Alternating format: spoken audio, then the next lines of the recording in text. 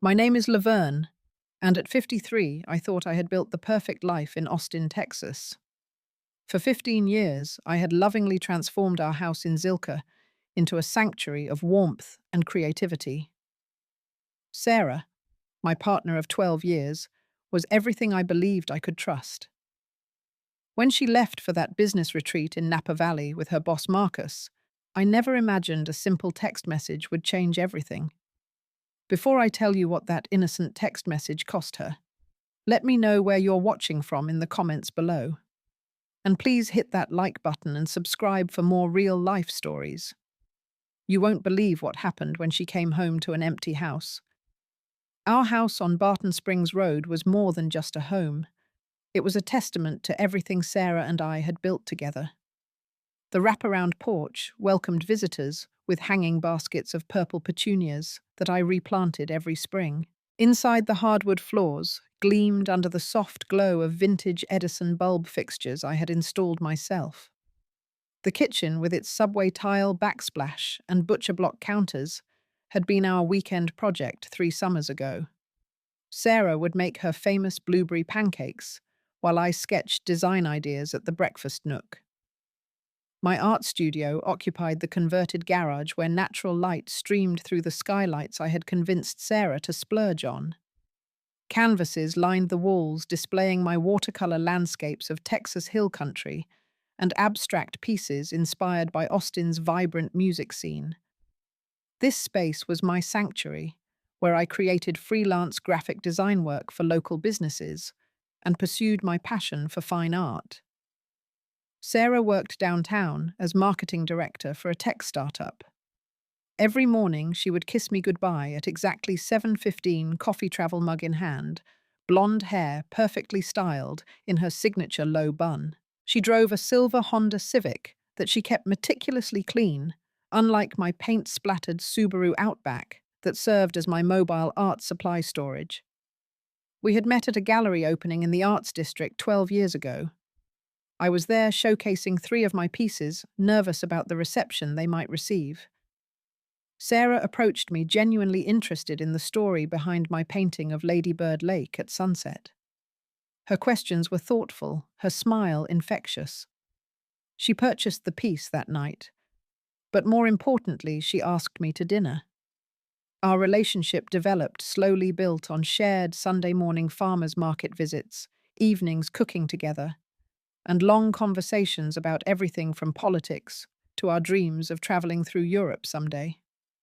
Sarah appreciated my artistic temperament, while I admired her business acumen and practical nature. We balanced each other perfectly. But over the past 6 months, something had shifted. Sarah began working later, claiming new projects demanded extra hours. She started going to a CrossFit gym, explaining that her job stress required a physical outlet. Her phone, which used to sit casually on counters and tables, now remained face down and within her immediate reach.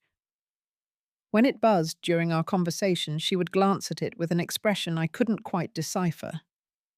Marcus had joined the company as Chief Operating Officer in January. From Sarah's descriptions, he was tall, charismatic, recently divorced, and determined to shake up the company culture. Sarah spoke about him frequently, praising his innovative ideas and leadership style. She mentioned his marathon training, his weekend rock climbing adventures, his sophisticated taste in wine. I noticed she smiled differently when talking about him. The business trips started in March. First, a 2-day conference in Dallas, then a week-long training session in Denver. Each time, Sarah returned energized, full of stories about new strategies and team-building exercises. She spoke less about the actual work and more about the social aspects. The dinners at upscale restaurants, the networking events at trendy bars, the group activities that somehow always seemed to pair her with Marcus. I trusted Sarah completely, or at least I told myself I did. My grandmother always said that gut feelings existed for a reason, and lately mine had been restless. But love requires trust, and I loved Sarah deeply.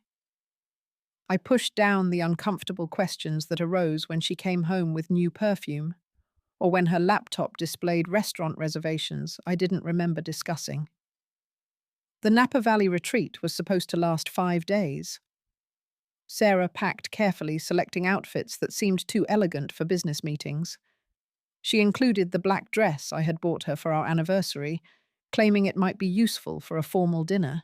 When I questioned why a corporate retreat would require such attire, she laughed and said Marcus believed in maintaining professional appearances, even during casual company events. The morning she left, Sarah seemed distracted. She forgot to kiss me goodbye, remembering only when she reached her car. Her hug felt perfunctory, her smile forced. As she drove away, I stood in our doorway, watching until her car disappeared around the corner. An inexplicable heaviness settling in my chest.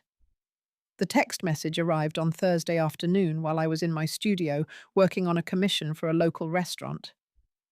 My phone buzzed against the paint-splattered work table, and I glanced at it absently, expecting Sarah's usual check-in about her day's activities. Instead, I found words that made my heart stop. I need some space to figure things out. This trip has opened my eyes. Don't wait up. I read the message 3 times, each reading making less sense than the previous. Space figure things out. What did that even mean? We had been together for 12 years. What was there to figure out that couldn't be discussed at home? My hands trembling, I immediately called her number. It went straight to voicemail. Sarah's cheerful recorded greeting, the one where she thanked callers for reaching out and promised to return calls promptly, felt like mockery. I tried texting back. What do you mean? Can we talk about this? The message showed as delivered, but never read. Panic began creeping up my throat. I abandoned my painting and went inside, pacing between the kitchen and living room. Everything looked the same. Sarah's reading glasses on the coffee table next to her latest mystery novel. Her coffee mug from that morning in the sink. The throw pillows, arranged exactly how she preferred them on our grey sectional sofa. Unable to sit still, I opened my laptop and logged into Sarah's social media accounts. We had always shared passwords, a gesture of trust that now felt naive. Her Instagram showed recent posts from Napa Valley. Photos of vineyard landscapes, artfully arranged cheese plates and wine glasses catching golden sunlight. But it was the picture from 2 days ago that made my stomach drop. Sarah and Marcus sitting at an intimate table for 2 wine glasses, raised in a toast, their faces glowing with laughter, and something that looked distinctly like intimacy. The caption read, "Amazing company makes everything better." The comments from her co-workers were telling. You two look happy. Finally, Sarah gets what she deserves. About time you figured it out. I scrolled through more photos, finding images I hadn't seen before. Marcus's hand on Sarah's lower back during a group photo at a winery. Sarah wearing hiking clothes I didn't recognize standing next to Marcus at what appeared to be a scenic overlook. Their body language in every image screamed couple not colleagues. My chest felt tight. Breathing became difficult. I needed concrete answers. Sarah had forgotten to log out of her email on our shared laptop, something she typically did religiously. With shaking fingers, I opened her inbox, feeling simultaneously justified and guilty for invading her privacy.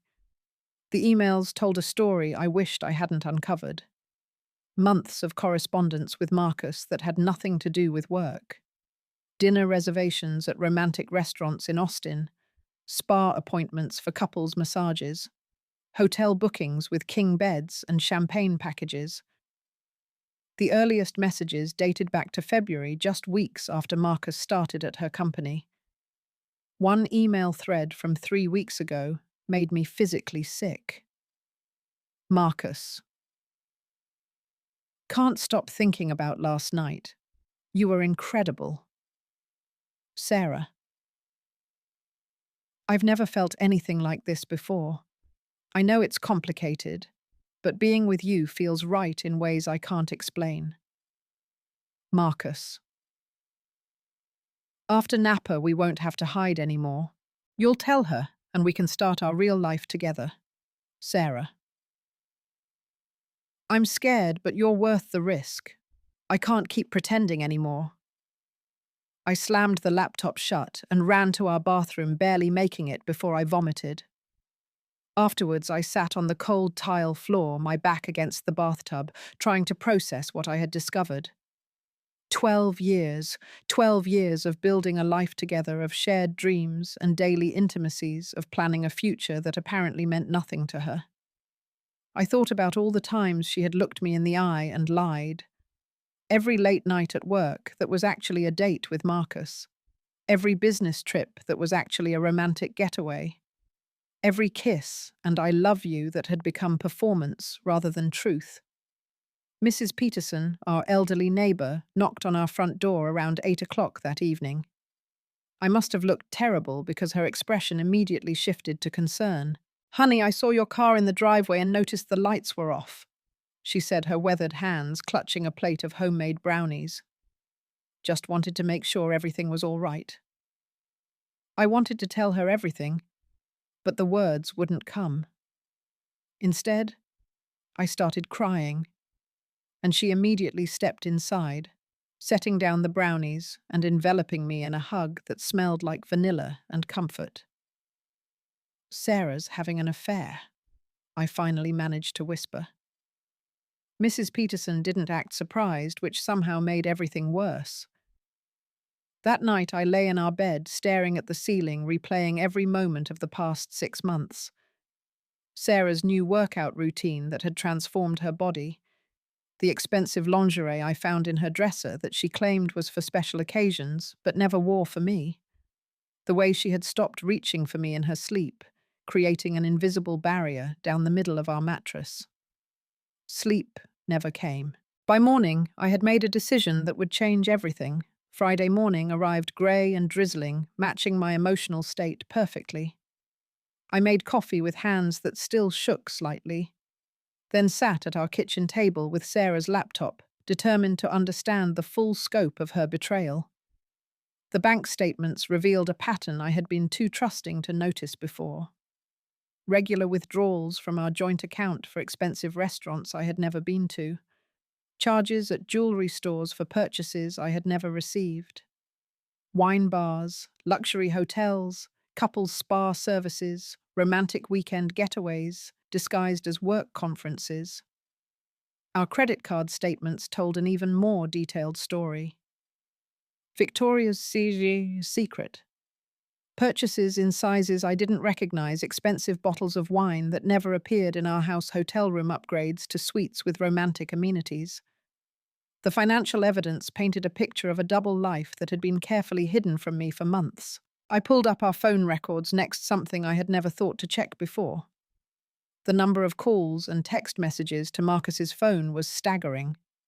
Some days they communicated more frequently than Sarah and I did. Late-night calls that lasted hours, taking place during times when Sarah claimed to be asleep beside me. Text message timestamps showed constant communication, even during our anniversary dinner last month. The realization hit me like a physical blow. While I had been celebrating 12 years together, Sarah had been texting her lover throughout our supposedly romantic evening. I needed to hear the truth from someone who knew Sarah well, so I called her best friend, Jennifer. We had always maintained a friendly relationship, bonding over our shared affection for Sarah and our mutual love of trashy reality television shows. "Laverne, hi," Jennifer answered, but her usually warm tone sounded strained. "How are you doing?" "I'm trying to understand what's happening with Sarah," I said carefully. "She texted me something confusing yesterday and I'm worried about her." The pause that followed told me everything I needed to know. "What did she say?" Jennifer asked, clearly uncomfortable. "She said she needed space to figure things out. Do you know what she meant by that?" Another pause. "Maybe she's just stressed about work. You know how demanding her job can be." Jennifer, is she having an affair with Marcus? I heard Jennifer sigh deeply. Laverne, I think you should talk to Sarah directly about this. That's not an answer. Please, I need to know. She made me promise not to say anything, Jennifer finally admitted. But she's been confused for months.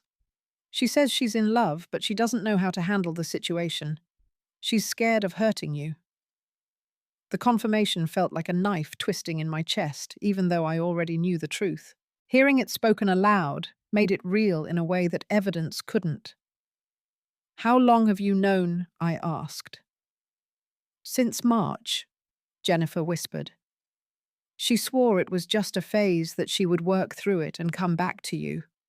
I kept hoping she would end it. Instead, she's ending us. I hung up and sat in the silence of our house, surrounded by the life Sarah and I had built together.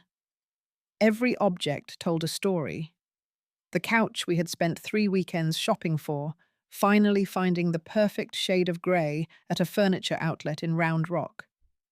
The dining table where we had hosted countless dinner parties, sharing meals and laughter with friends who probably all knew about her affair before I did. My rage built slowly, starting as a simmer in my stomach and gradually rising to a boil. I wasn't angry just about the affair itself, though that betrayal cut deeply. I was furious about the calculated nature of it, the careful planning that had gone into deceiving me, the months of lies told with a straight face, the way she had made me doubt my own intuition when I sensed something was wrong. But mostly I was angry at myself for being so naive, for trusting so completely, for making myself vulnerable to someone who had treated my love as disposable. I drove to Sarah's office building downtown, needing to see concrete proof that she wasn't there, that she was indeed with Marcus in Napa Valley, living a fantasy while I dealt with the destruction of our relationship alone. The parking garage showed Marcus's assigned spot empty, confirming what I already knew.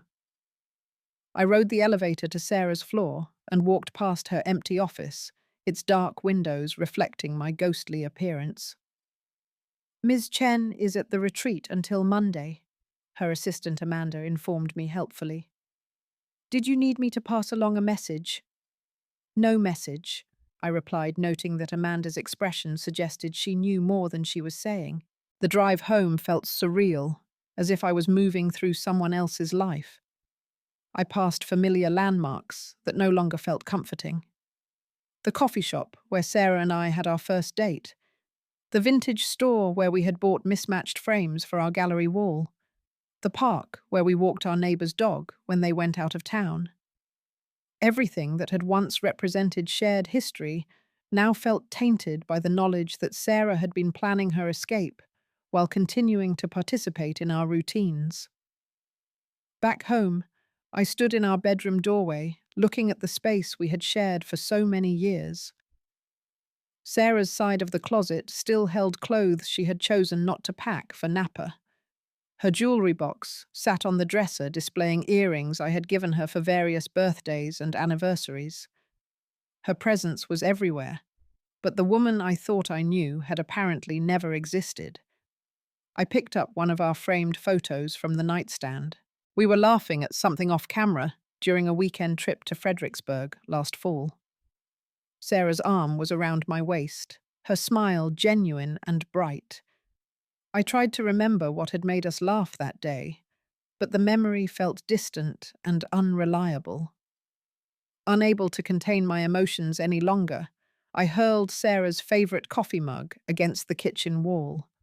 It shattered into dozens of pieces, the sound providing momentary satisfaction. As I knelt to clean up the ceramic shards, I realized that destruction felt better than helplessness. That's when I decided I wouldn't be a victim of Sarah's choices. I would make some choices of my own. Saturday morning brought clarity along with bright Texas sunshine. I woke up on the couch, having been unable to sleep in our bed, and felt something I hadn't expected: determination. I refused to be the woman who waited at home, hoping for explanations and begging for second chances. I refused to be the victim of someone else's midlife crisis, or convenient stepping stone to their new life. Sarah had made her choice, and now I would make mine. My first call was to Diana Rodriguez, a realtor friend who had helped us buy the house 15 years ago. Diana was known for her ability to sell properties quickly, and more importantly, she was discreet. Laverne, how wonderful to hear from you, Diana said warmly. Are you and Sarah finally ready to upgrade to something bigger? Not exactly, I replied. I need to sell the house fast, and I need cash offers only. Diana's tone shifted to professional concern. How fast are we talking? This week, if possible. That's ambitious, but your neighborhood is hot right now. Houses on Barton Springs Road are selling above asking price. What's your target timeline for closing as soon as legally possible? Diana must have sensed the urgency in my voice because she didn't ask follow-up questions. I can have photos taken this afternoon and list it online tonight. We should have multiple offers by Monday morning. Next, I called Patricia Williams, an attorney who had handled some legal work for my freelance business. I needed to understand my rights regarding the house and our shared assets. The property is solely in your name, Patricia confirmed after reviewing the deed. Since you inherited it from your grandmother, and Sarah's name was never added to the title, you have full legal authority to sell. What about our joint accounts? You have equal access to those funds.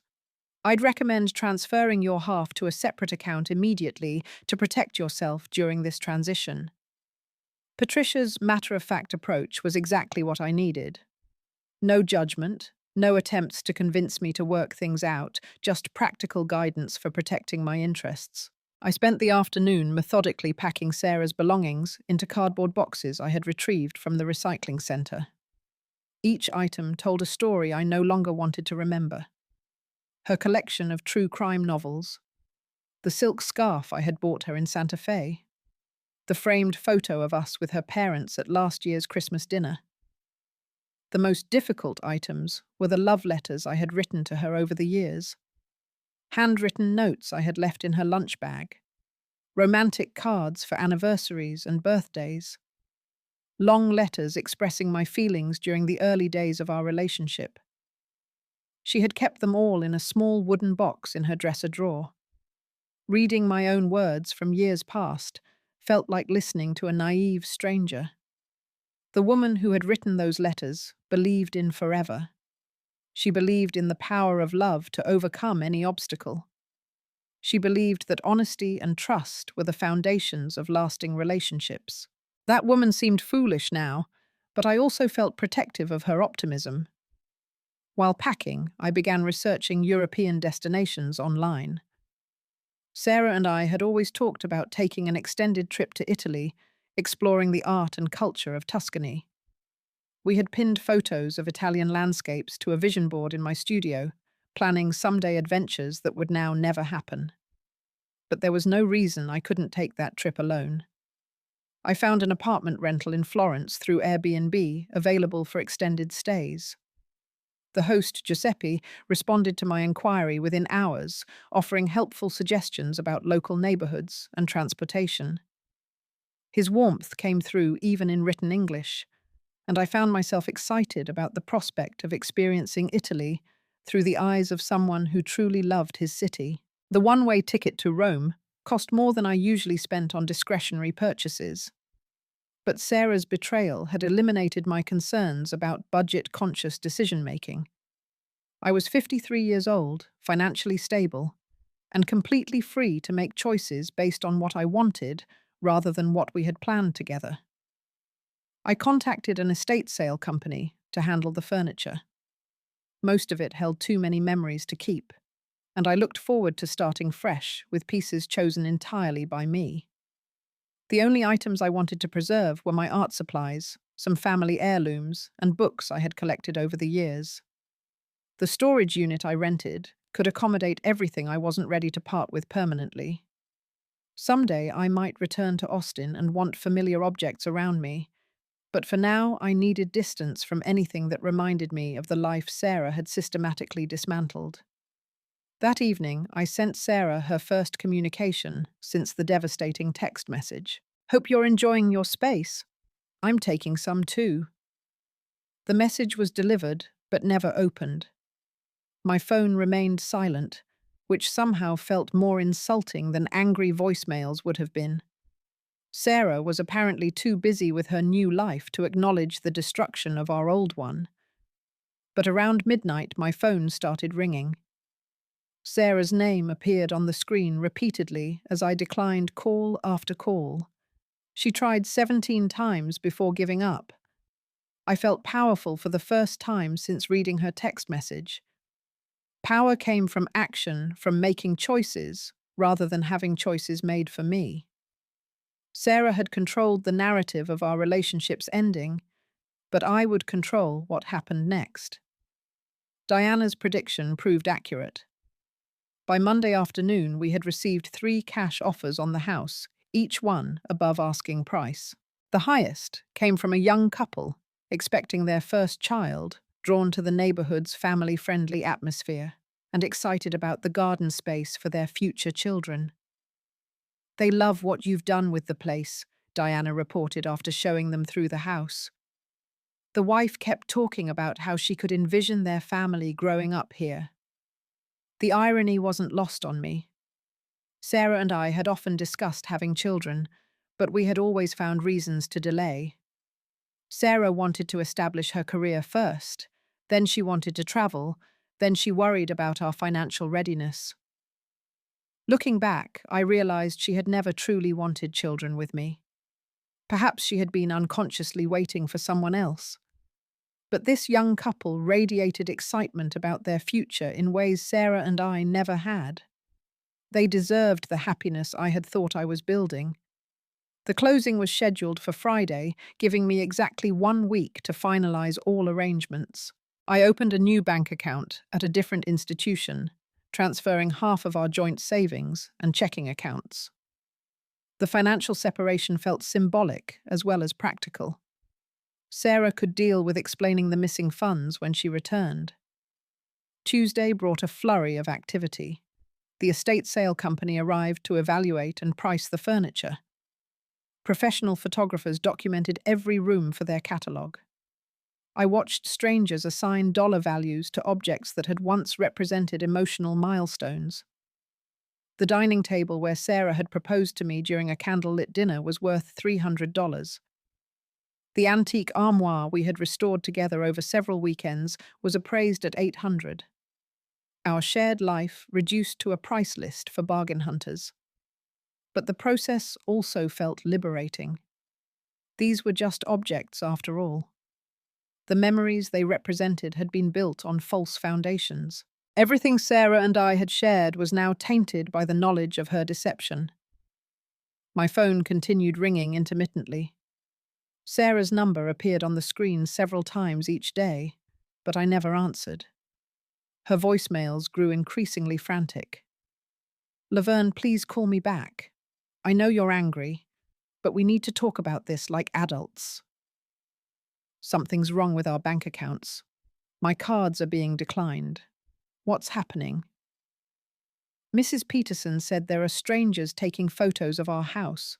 What the hell is going on? You can't just disappear without explanation. We need to discuss this rationally." Her messages revealed a stunning lack of self-awareness. Sarah had disappeared first, abandoning our relationship through a text message while she vacationed with her lover. She had hidden her affair for months, lying to my face while systematically planning her exit. But somehow my response was irrational. The most revealing voicemail came Thursday evening. "I made a mistake, okay, Marcus, and I got caught up in the moment, but it doesn't mean anything. You're overreacting to what was basically just a workplace flirtation that got out of hand. We can work through this if you stop being so dramatic about it." Sarah was attempting to rewrite history, minimize her betrayal, and blame me for my reaction.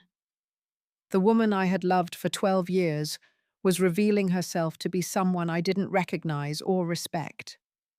Wednesday night, I had dinner with Mrs. Peterson, who insisted on helping me process everything that was happening. Over homemade lasagna and wine, I told her about the affair, the house sale, and my plans to leave for Europe. "I admire your strength," she said, raising her glass in a toast. "Too many women would beg him to come back or try to compete with the other woman. You're choosing yourself instead." "Does that make me selfish?"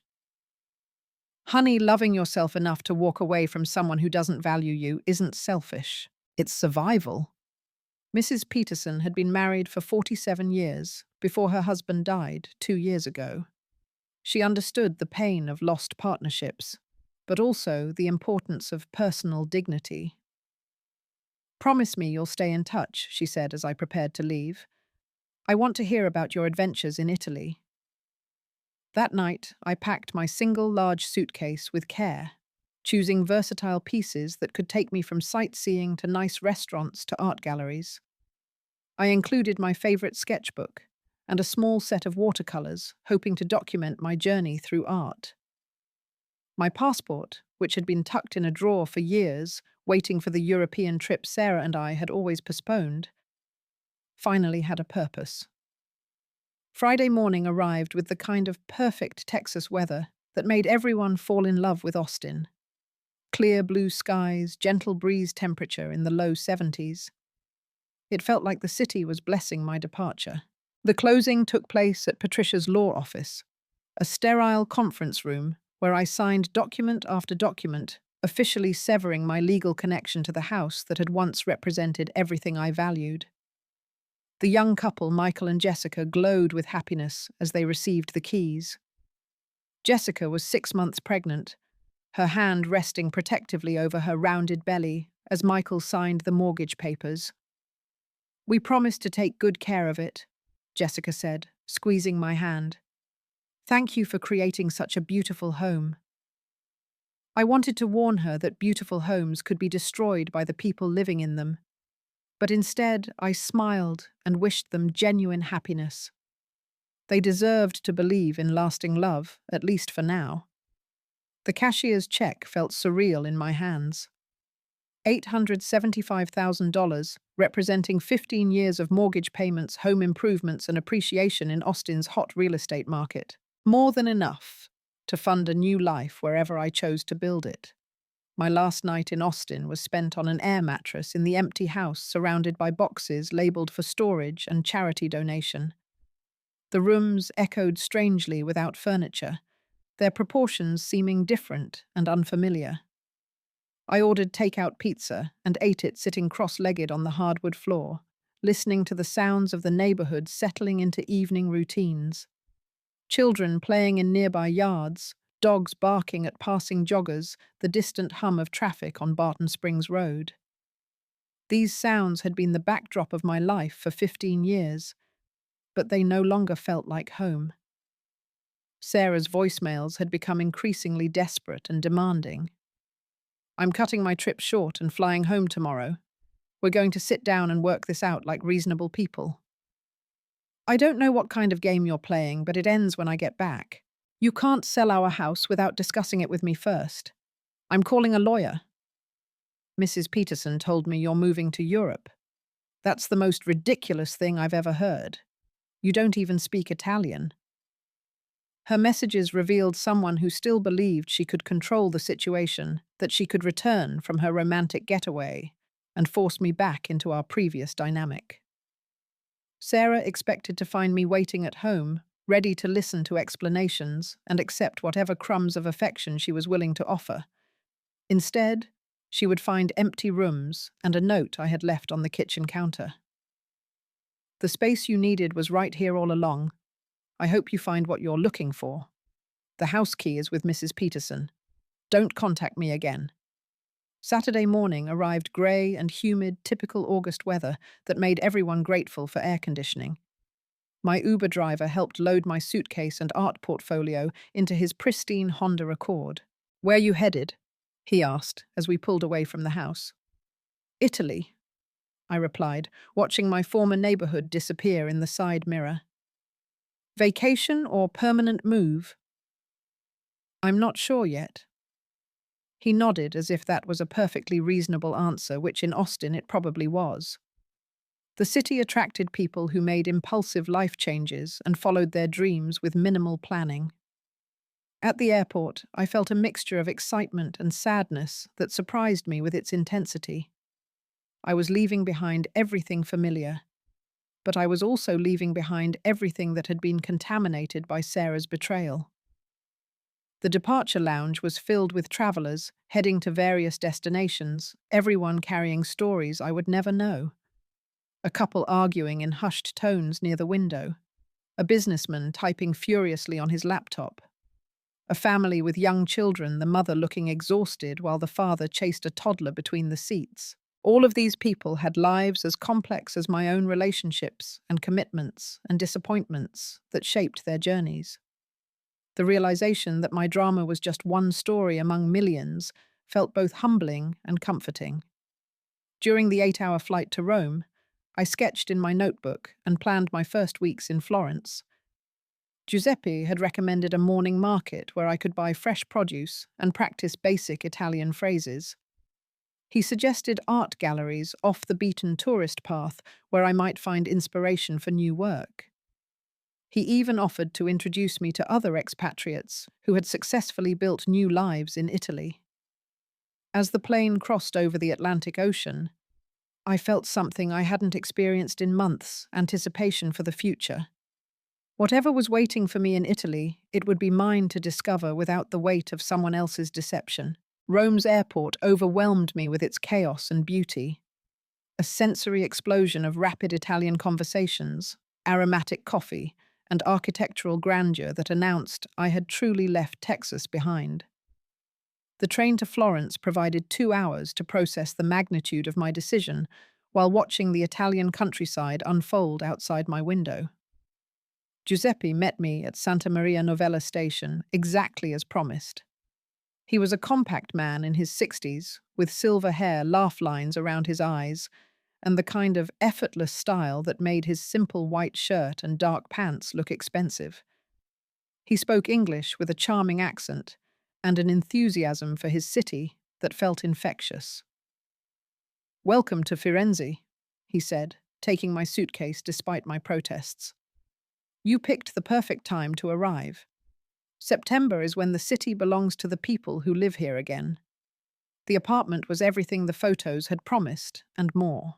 Located in a Renaissance building near the Duomo, it featured terracotta tile floors, exposed wooden beams, and windows that framed views of the cathedral's iconic dome.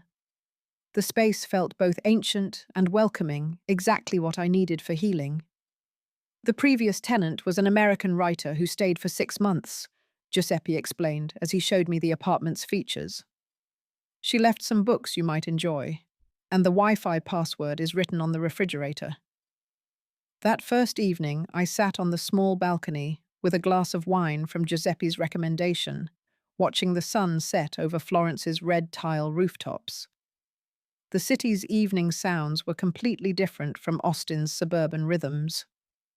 Church bells marking the hour, the puttering of Vespa scooters, conversations in musical Italian floating up from the street below. I sent a message to Jennifer, Sarah's friend, who had reluctantly confirmed the affair.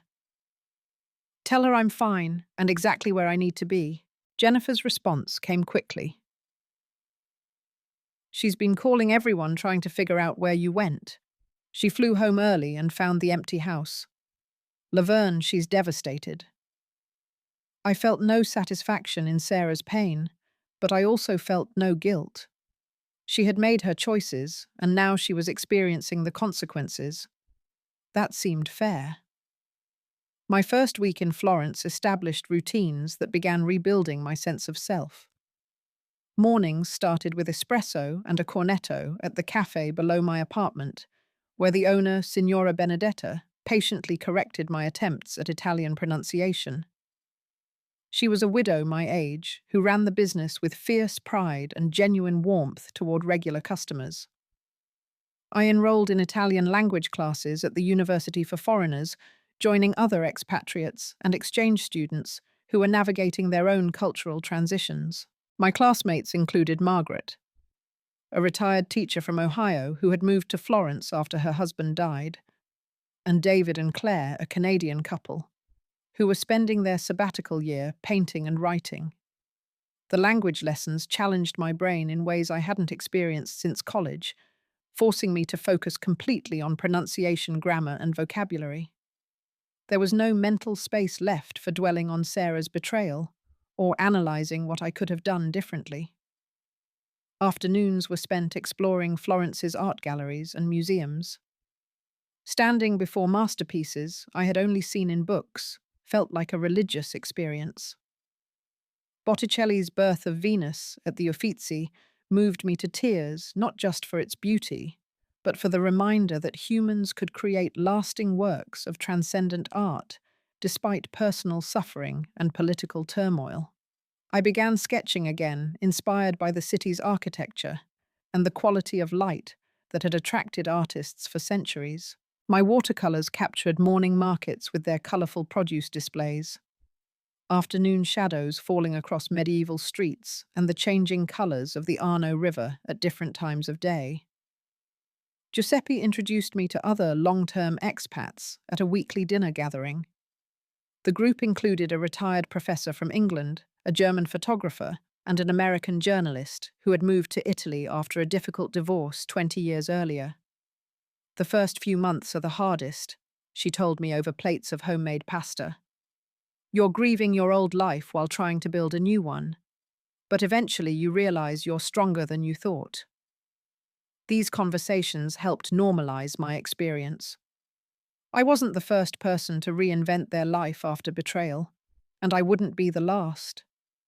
There was comfort in knowing others had survived similar transitions and found genuine happiness on the other side. Sarah's calls and messages continued, but with decreasing frequency. I had blocked her number on my phone, but occasionally checked the voicemails she left through mutual friends. She's selling the furniture and living in the empty house, Margaret reported during one of our language classes.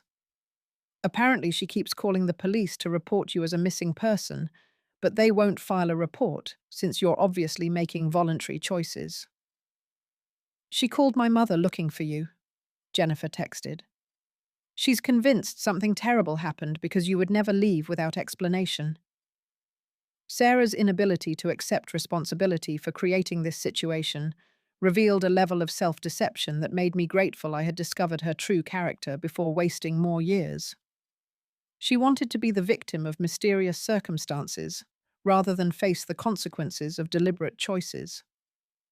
But the most significant development came during my third week in Florence. Alessandro walked into my life on a Tuesday afternoon while I was sketching the Ponte Vecchio from a bench along the river. He approached with the kind of confidence that would have seemed arrogant from an American man, but felt naturally charming coming from someone who moved through his native city with easy familiarity.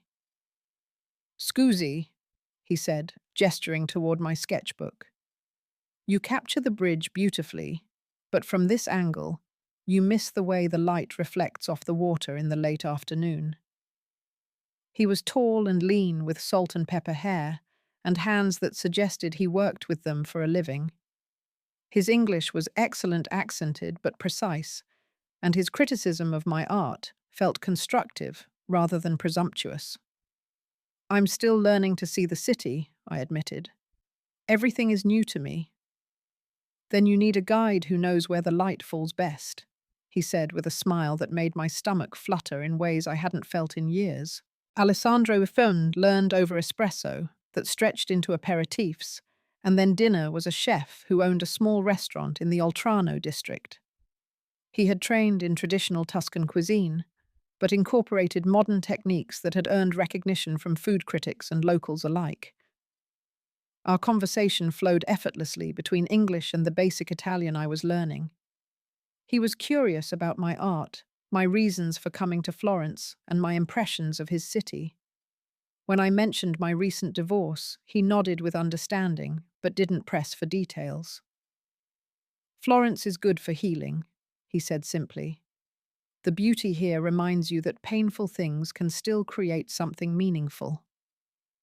Alessandro had been married briefly in his 30s, but had no children, a situation he described as fortunate given his demanding career. He spoke about his restaurant with passionate dedication, explaining his philosophy of using local ingredients and traditional methods while remaining open to innovation. "Would you like to see where I work?" he asked as we finished our wine. "I could show you how we make fresh pasta if you're interested." His restaurant, tucked into a narrow street I never would have found on my own, felt like a hidden jewel. The dining room accommodated maybe 20 people at small tables, lit by candles and string lights. The open kitchen allowed diners to watch the careful preparation of each dish. Alessandro moved through the space with graceful efficiency, explaining techniques while preparing a simple meal of handmade ravioli with sage butter sauce. He seasoned by taste rather than measurement, adjusting flavors with instincts developed over decades of cooking. "Cooking is like painting," he explained while rolling pasta dough. "You start with basics elements, but the art comes from understanding how they work together." We ate at a small table near the kitchen, sharing stories about our respective crafts and laughing about cultural differences we had both navigated. Alessandro had spent a year working in New York during his 20s and retained fond memories of American optimism and directness.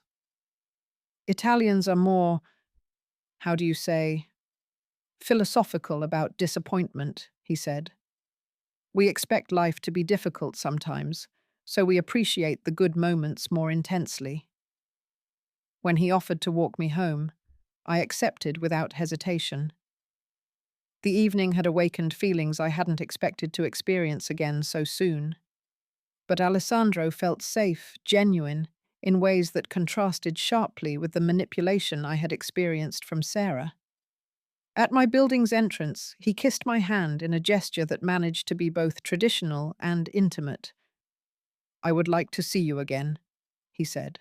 "Perhaps you would join me for lunch tomorrow. I know a place with excellent light for sketching afterwards." I agreed, feeling alive in ways I had forgotten were possible. Meanwhile, back in Austin, Sarah was apparently having a very different experience. Mrs. Peterson's emails kept me informed about developments I wasn't sure I wanted to know, but couldn't resist reading. "She's been living in the empty house for 3 weeks now," my former neighbor reported. "Just an air mattress and a folding chair. The yard is looking terrible because she doesn't know how to maintain your garden.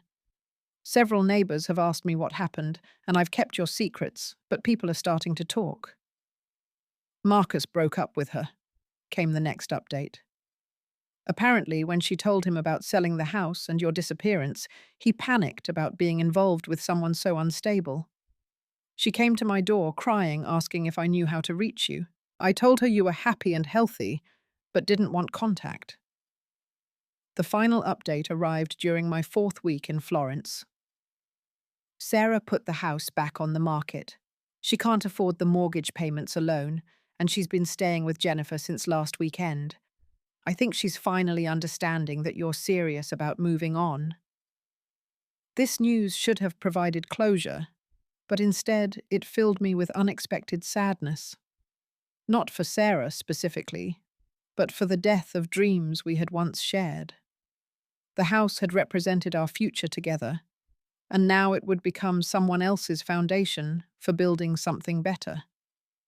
But my sadness was tempered by the recognition that I was already building something better myself. Alessandro and I had been seeing each other regularly, a natural progression from lunch dates to evening walks to cooking together in his restaurant after hours. He introduced me to hidden corners of Florence that tourists never found, sharing the city through the eyes of someone who truly loved it. More importantly, he was teaching me to trust my instincts about people again. Alessandro's actions matched his words consistently. When he said he would call, he called. When he made plans, he kept them. When he expressed feeling, they seemed genuine rather than calculated. "You're different from when you first arrived," he observed one evening as we watched the sunset from Piazzale Michelangelo. "Less, how do I say, guarded." He was right. The constant vigilance I had developed during the final months with Sarah was gradually relaxing. I was learning to be present in moments rather than analyzing them for signs of deception. But the most dramatic development was still to come. 6 weeks into my Florence adventure, I received a text message from Jennifer that changed everything. Sarah is flying to Italy to find you. She convinced Marcus's assistant to look up your travel itinerary. She lands in Rome tomorrow morning. The idea of Sarah tracking me down in Italy filled me with a rage I thought I had processed and moved beyond. Her refusal to accept boundaries, her determination to force a confrontation on her terms, revealed a level of entitlement that made me grateful for the thousands of miles I had put between us.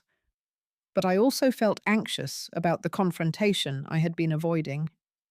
Part of me knew that eventually we would need to speak directly about what had happened, if only to achieve the closure that would allow us both to move forward completely.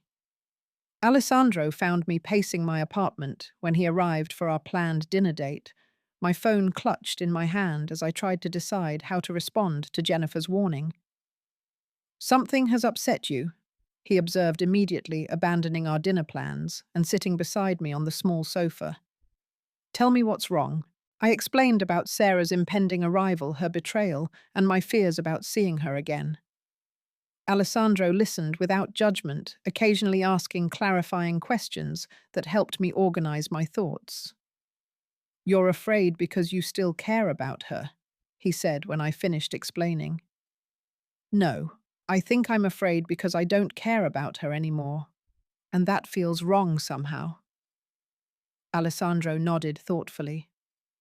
"When someone you loved becomes a stranger, it's natural to feel guilty about letting go. But you didn't cause this situation. You're just responding to it honestly." His perspective helped clarify my emotions. I wasn't afraid of being hurt by Sarah again. I was afraid of how completely I had stopped loving her, how easily I had begun building a new life without her in it. The next morning, I went about my usual routine. Italian language class, followed by sketching in the Bobbly Gardens, followed by grocery shopping at the Sant'Ambrogio market. I refused to alter my schedule or hide from someone who had forfeited the right to disrupt my peace. But around 4 in the afternoon, while I was painting watercolors on my balcony, I heard a commotion in the street below. Raised voices in English, followed by Giuseppe's patient but firm responses in both English and Italian. "She's not here," I heard him say, "and she doesn't want to see you." "I'm not leaving until I talk to her," Sarah's voice replied, carrying the same stubborn tone I remembered from arguments about household chores and social obligations. I looked down to see Sarah standing in the narrow street, looking disheveled and desperate. Her usually perfect hair hung limp and unwashed. Her clothes were wrinkled, suggesting she had slept in them during her travels. She carried a large suitcase and appeared to have been crying. The woman who had been so carefully groomed during her affair, so calculated in her deceptions, looked broken and lost in my adopted city. But I felt no urge to rescue her from the consequences of her own choices. "Laverne," she called, looking up at my balcony. "I know you're up there. We need to talk." Several neighbors emerged from their apartments, drawn by the unusual spectacle of an American woman shouting in their quiet residential street. Giuseppe gestured apologetically to them while continuing to block Sarah's entry to the building. I considered ignoring her entirely, waiting for her to exhaust herself and leave. But the disruption she was causing to my neighbors felt unfair to people who had welcomed me warmly into their community. Taking a deep breath, I went downstairs to confront the ghost of my former life. "Hello, Sarah," I said calmly as I emerged from the building's entrance. She looked shocked by my appearance. 6 weeks of Italian living had given me a tan, and regular walks through Florence's hills had toned my body. Alessandro's influence had inspired me to dress more stylishly, and the stress of living with deception had lifted from my face. "You look—" she started, then seemed to lose her words. Happy, I suggested. Different. What do you want, Sarah? I want to talk. I want to explain what happened. I want to fix this mess. Giuseppe excused himself diplomatically, but I noticed he remained within shouting distance, clearly ready to intervene if the situation escalated. There's nothing to fix, I told Sarah. You made your choice in Napa Valley. I made mine in Florence. It wasn't supposed to happen this way, she said, tears starting to flow. Marcus was supposed to leave his life behind too. We were going to start over together, but when he found out what I had sacrificed for him, he panicked. He said I was too impulsive, too dramatic. He ended things completely. The irony was obvious, though I doubted Sarah recognized it. She had accused me of being dramatic for responding to her betrayal, but Marcus had used the same criticism to justify abandoning her. I'm sorry he hurt you, I said, and surprisingly I meant it. But that doesn't change what you did to us. I made a mistake, she pleaded. People make mistakes, Laverne. We can work through this if you just come home. I am home, I replied, gesturing toward the building behind me. Sarah looked around at the medieval street, the ancient architecture, the Italian families watching our drama unfold from their windows. This isn't real life, she said dismissively. This is just running away. You can't build a life in a place where you don't even speak the language. Her words revealed the same arrogance that had allowed her to deceive me for months. Sarah couldn't imagine that I was capable of creating something better without her. She couldn't accept that I had not only survived her abandonment, but had thrived beyond it. I'm learning the language, I said. I'm learning a lot of things I never had the chance to learn, while I was taking care of your needs instead of my own. What about our house, our friends, our whole life together? You threw all of that away when you decided Marcus was more important. I just cleaned up the mess you left behind. Sarah's expression shifted from pleading to angry. You sold our house without even discussing it with me. You disappeared without explanation. You're punishing me for one mistake. One mistake. I couldn't keep the incredulity out of my voice. Sarah, you had an affair for months. You lied to my face every single day. You planned romantic getaways with him using our money. You made me doubt my own sanity when I sensed something was wrong. That's not one mistake. That's a pattern of calculated betrayal. I was confused, she said weakly. You were selfish. The truth of that statement hung between us like a physical barrier. Sarah had prioritized her desires over our relationship, her excitement over my feelings, her convenience over my trust. Every choice she had made served her interests while disregarding mine. So what, you're just going to stay here forever? Pretend none of our history happened? I'm not pretending anything happened or didn't happen. I'm choosing to build a future that doesn't include someone who treated our love as disposable. Alessandro appeared around the corner, returning from errands with grocery bags in his hands. He assessed the situation quickly, his presence providing me with additional confidence to end the conversation on my terms. Chi è? He asked me quietly.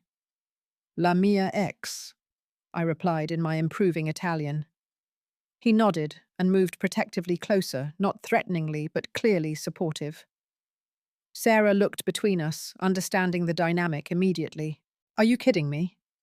You're sleeping with someone you just met while I'm at home, trying to put our life back together. Our life was already broken, I said. You broke it when you chose Marcus over me. I'm building a new life now, and you're not part of it. This is ridiculous, Sarah said, desperation creeping back into her voice. You can't just replace 12 years with some Italian fantasy. Watch me. I turned to go back inside, done with the conversation and ready to return to my actual life. Laverne, wait, Sarah called. I love you. Doesn't that count for anything? I stopped and looked back at her, this woman who had once been the center of my world, but now felt like a stranger from someone else's story. If you loved me, I said quietly, you never would have betrayed me in the first place. I walked back into the building, leaving Sarah standing alone on the street with her suitcase and her regrets. From my balcony, I watched her eventually give up and walk away, dragging her luggage over the ancient cobblestones toward the train station. She looked small and defeated, nothing like the confident woman who had left for Napa Valley, expecting to upgrade her life without consequences. I felt no satisfaction in her pain, but I felt profound relief that our final conversation had confirmed my decision to move forward without her. Alessandro joined me on the balcony with 2 glasses of wine and his usual intuitive understanding of my emotions. "How do you feel?" he asked. "Free." I answered, surprising myself with the certainty of that response. The weeks following Sarah's visit brought a deep sense of closure I hadn't expected to achieve so completely. Her appearance in Florence had forced me to articulate feelings I had been processing internally, and speaking them aloud to her had somehow made them permanent. I was done mourning the relationship I thought we had built. I was done feeling guilty for moving forward. I was done second-guessing my decision to choose myself over someone who had consistently chosen herself over me. Alessandro and I grew closer without the shadow of unfinished business hanging over our relationship. He never pressed me for details about my past, but he observed my gradual relaxation with the patient attention of someone who understood that healing takes time. "You smile differently now," he mentioned one evening as we cooked together in his restaurant after closing time. "Before your smiles were beautiful but careful. Now they come from your whole face." His observation made me realize how much energy I had spent protecting myself even in Italy, even after escaping the situation that had required such vigilance. But now I was learning to trust again, starting with trusting myself to recognize genuine kindness and affection. My art improved dramatically during this period. The emotional authenticity I was rediscovering translated into paintings that captured not just the visual beauty of Florence, but the feelings the city inspired. Giuseppe arranged for me to display some pieces in local cafes, and several sold to tourists who wanted to take home more than photographs. The success was modest, but meaningful. For the first time in years, I was earning money from my creative passion rather than just practical freelance work. Alessandro encouraged me to consider applying to show in actual galleries, believing my outsider's perspective on Italian subjects would appeal to both locals and international collectors. My Italian continued improving through daily conversation practice with Alessandro Giuseppe and my growing circle of expatriate friends. Language learning forced me to be comfortable with making mistakes, asking for help, and accepting correction. The process was teaching me humility and resilience in ways I hadn't anticipated. 6 months after leaving Austin, I felt like a different person. Not just because of the external changes like learning Italian or starting a relationship with Alessandro, but because I had rediscovered parts of myself that had been dormant during my relationship with Sarah. I was more adventurous, willing to try new foods and explore unfamiliar neighborhoods. I was more assertive, comfortable expressing preferences and setting boundaries. I was more creative, inspired by daily exposure to world-class art and architecture. Most importantly, I was more authentic, no longer editing myself to maintain someone else's comfort. Mrs. Peterson's emails kept me updated about Sarah's progress, though the information felt increasingly irrelevant to my own life. She moved back in with her parents temporarily, came one update. I think the reality of starting over at 45 is harder than she expected. She got a new job at a marketing firm downtown, came another. Jennifer says she's seeing a therapist and seems to be doing better emotionally. The house sold to a family with 3 young children, was the final update I received. They're already planting a new garden where yours used to be. That last detail provided unexpected peace. The house was serving its purpose again, sheltering a family who would hopefully treat it and each other with more care than Sarah had shown our relationship. But the most significant development came during my 7th month in Florence. Alessandro and I were having dinner at a restaurant overlooking the Arno River when he reached across the table and took my hand with an expression I had learned to recognize as his serious face. "I have something I want to discuss with you," he said. My stomach fluttered, uncertain whether this was leading toward good news or complications. "My lease expires next month," he continued, "and I've been thinking it might be time to look for a larger apartment, something with space for 2 people, perhaps even a small studio where you could paint." The invitation was gentle but clear.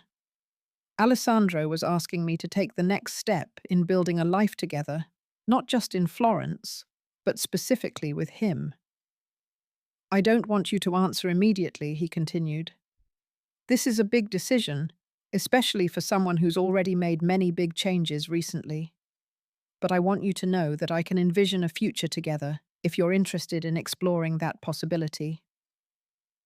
His approach was so different from what I had experienced with Sarah, who had made unilateral decisions and presented them as foregone conclusions. Alessandro was offering partnership, requesting my genuine input into choices that would affect both of our lives. "I'm very interested in exploring that possibility," I replied, feeling more certain than I had about anything in years. We spent the rest of the evening discussing practical details and shared dreams. Alessandro wanted to expand his restaurant, perhaps adding a small wine bar. I wanted to pursue gallery representation for my art more seriously. We both wanted to travel throughout Italy and Europe, exploring places neither of us had seen. For the first time since leaving Austin, I was making plans beyond the immediate future. Not just surviving day by day or healing from old wounds, but actively building towards something exciting and meaningful. Walking home along the river that night, Alessandro's hand warm in mine, I reflected on the journey that had brought me to this moment. 9 months ago, I had been living a lie I didn't recognize, trusting someone who was systematically betraying that trust. I had believed I was building a future when I was actually watching someone else dismantle it secretly. But now I was genuinely building something new with someone who valued honesty and partnership over convenience and self-interest. The contrast felt almost impossibly stark. Sarah had needed space to figure out what she wanted. She had found it at the cost of everything we had built together. But in losing her, I had found space to figure out what I wanted too. And what I wanted was nothing like the life I had been living before. That night, I dreamed about the sound Sarah had made when she discovered our empty house. Mrs. Peterson had described it as a scream that brought neighbors running, thinking someone was being attacked. But I understood now that it hadn't been a scream of pain or surprise. It had been the sound of consequences, finally catching up with choices that had been made thoughtlessly, selfishly, without regard for their impact on other people. It had been the sound of someone realizing too late that actions have permanent results, and some damages cannot be undone simply because you change your mind about wanting them. It had been the sound of learning that love once betrayed doesn't wait around forever hoping for better treatment. Most importantly, it had been the sound of discovering that sometimes when people need space, the healthiest response is to give them all the space they could possibly want. Permanently. As I reflect on this journey now sitting in the apartment Alessandro and I share overlooking Florence's magnificent skyline, I'm struck by how completely my life has transformed. It's been a year since I left Austin, 8 months since Sarah appeared on my street below. 6 months since Alessandro and I moved in together. The healing I thought would take years happened more quickly than I expected. Probably because I chose action over wallowing, growth over victimhood, and hope over bitterness. Every day in Florence brought new experiences that proved I was capable of thriving independently, of creating joy, without permission from someone who had forfeited the right to influence my emotional state. Sarah and I have had no contact since that afternoon confrontation. I heard through Jennifer that she eventually returned to Austin, took a position with a smaller marketing company, and moved into an apartment near downtown. The last update suggested she was dating someone new, a divorced father she met through her therapist's recommendation. I hope she's genuinely happy. More importantly, I hope she's learned to value honesty and commitment in ways that will prevent her from inflicting similar damage on future partners. But her growth, or lack thereof, is no longer my responsibility or concern. My relationship with Alessandro continues deepening in ways that feel both exciting and secure. He treats our partnership as a collaboration rather than a competition seeking solutions that work for both of us, instead of prioritizing his preferences over mine. We disagree sometimes, but we address conflicts directly rather than letting resentments fester beneath polite surfaces. This past month, I had my first solo art exhibition at a gallery in the Santo Spirito district. 12 paintings sold on opening night, including a piece titled New Beginnings that captured the view from my balcony during my first week in Florence. The gallery owner has invited me to participate in a group show featuring expatriate artists this spring. Alessandro's restaurant earned its first review in a major Italian food publication, praising his innovative approach to traditional recipes and the intimate atmosphere he's created. He's considering opening a second location, possibly in collaboration with another chef we know. We're planning a trip to Sardinia next summer, and Alessandro has mentioned wanting to show me his grandmother's village in Sicily, where he learned to cook from women who treated recipes as sacred family traditions. These are the kinds of plans that feel sustainable, because they're built on mutual respect and genuine affection, rather than convenience or fear of being alone. Alessandro chooses to be with me every day, just as I choose to be with him, and that voluntary commitment feels stronger than the obligations that bound Sarah and me together. I've learned to trust my instincts again, to recognize red flags before they become emergencies, and to prioritize my own well-being without feeling guilty about selfishness. The woman who allowed herself to be gaslit and deceived for months feels like someone from a previous lifetime. Most importantly, I've learned that love shouldn't require you to sacrifice your sense of reality or diminish yourself to maintain someone else's comfort. Real love encourages growth, demands honesty, and creates space for both people to flourish individually while building something meaningful together. Sarah's text message about needing space was the worst and best thing that happened to me. Worst because it destroyed my illusions about our relationship and forced me to confront painful truths about someone I had trusted completely. Best because it freed me to discover who I could become when I stopped adapting myself to someone else's changing needs and started honoring my own. That scream Mrs. Peterson heard when Sarah found our empty house. It wasn't just the sound of shock or disappointment.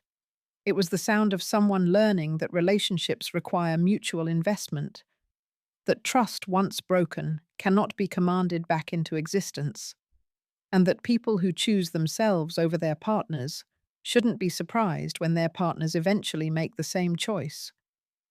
Sometimes the space someone needs is the space away from you, and sometimes giving them that space permanently is the kindest gift you can offer both of you. I hope everyone watching this remembers that you deserve relationships built on honesty, respect, and genuine commitment. You deserve partners who choose you consistently, not just when it's convenient or easy. And you deserve to trust your instincts when something feels wrong, even if the people you love tell you you're overreacting. Most importantly, you deserve to know that you can survive betrayal. rebuild your life, and discover happiness in places you never imagined exploring. What would you do if you discovered your partner was living a double life? Have you ever had to choose between fighting for a relationship or walking away to protect your self-respect? Share your thoughts in the comments below because your experiences might help someone else who's facing similar choices. Please, like this video. If my story resonated with you, subscribe for more real-life stories about overcoming life's unexpected challenges, and share this with anyone who might need a reminder that endings can become beautiful beginnings when you're brave enough to choose yourself. Thank you for listening to my journey, and remember that sometimes the most loving thing you can do is let go of people who no longer deserve access to your heart. Take care of yourselves and keep choosing the life you truly want to live.